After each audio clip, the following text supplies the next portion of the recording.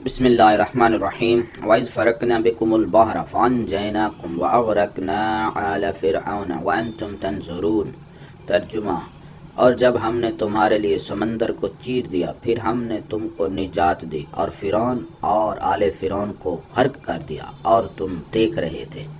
تفسیر تبیان القرآن میں ہے اسرائیل کے لیے سمندر چیرنے کا بیان۔ امام ابن جریر طبری لکھتے ہیں، عمر بن میمون بیان کرتے ہیں، جب حضرت موسیٰ بنو اسرائیل کو لے کر مصر سے جانے لگے تو فرعون کو اس کی خبر پہنچ گئی۔ اس نے کہا ابھی رہنے دو، صبح مرغ کی اذان کے ساتھ ان کا پیچھا کریں گے۔ اس رات مرغ نے اذان نہیں دی۔ جب صبح ہوئی تو فرعون نے ایک بکری ذبح کرائی اور کہا جب میں اس کی کلیجی کھانے سے فارغ ہوں تو یہاں 6 لاکھ قبطی جمع ہو جائیں۔ پھر 6 لاکھ قبطیوں کے ساتھ فرعون نے بنو اسرائیل کا پیچھا کیا۔ ادھر حضرت موسیٰ علیہ السلام جب سمندر کے کنارے پہنچے تو ان کے اصحاب میں سے یوشع بن نون نے کہا، اے موسیٰ علیہ السلام، آپ کے رب نے کس طرف سے نکلنے کا حکم دیا تھا؟ حضرت موسیٰ علیہ السلام نے اپنے سامنے سمندر کی طرف اشارہ کیا۔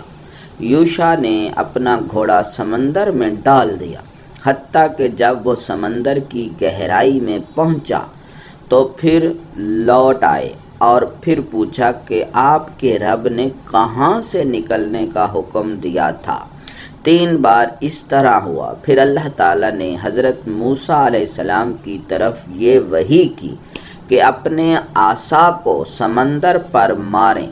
جب حضرت موسیٰ علیہ السلام نے سمندر پر عصا مارا تو وہ 12 حصوں میں منقسم ہو کر پھٹ گیا، حتیٰ کہ حضرت موسیٰ علیہ السلام بنو اسرائیل کے 12 گروہوں کے ساتھ اس سے پار گزر گئے۔